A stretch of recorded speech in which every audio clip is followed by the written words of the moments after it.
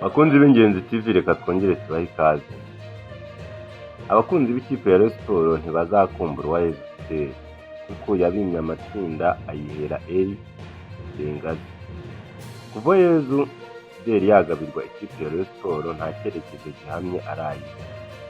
Igikombe cy'amahoro nubwo cyashyizwe mu mubare w'ibyo Rayon Sports yatwaye, ariko nta ruhare na ruto yabigizemo. Uwayezu Fidèle ubwo yagabirwaga ikipe ya Rayon Sports benshi barifashe. Hariho n'abikomeje kubera ko nta cyizere bamuhaga.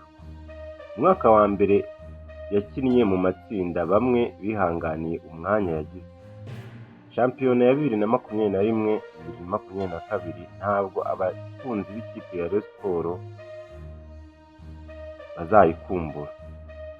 2022-2023 we na Harindingoma Francis bagiriwe inama na Pacifique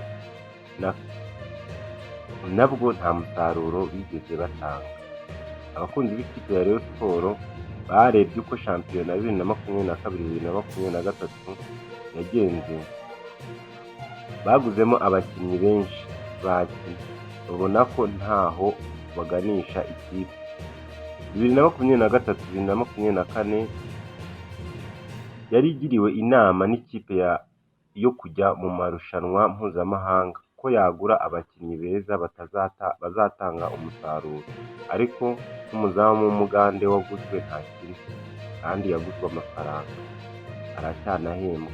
Kuba hari abakinnyi batari bakenewe bafite, ahubwo akarekura abana nka Pascal na Patrice.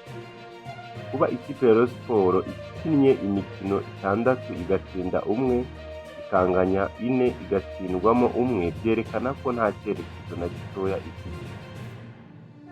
Usesengura uko Uwayezu Fidèle yivugiye ko atazingera kwiyamamaza, byerekana ko we ashaka urwitwazo.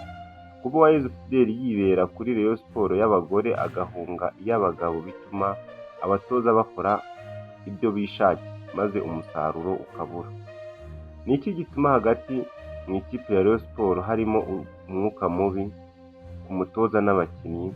Abasesengura basanga biterwa n'uko umutoza adashoboka kandi nta gisuri cy'ubuyobozi gihari. Kuba ikipe itagira igisuri cy'ubuyobozi nabyo biri mu bitanga umusaruro ugayitse, bikanatuma abakinnyi bikorera ibyo bishakiye. Nk'ubu haravugwamo ubusinzi bukomeye cyane ndetse n'imyitwarire idahwitse kuri bamwe mu bakinnyi.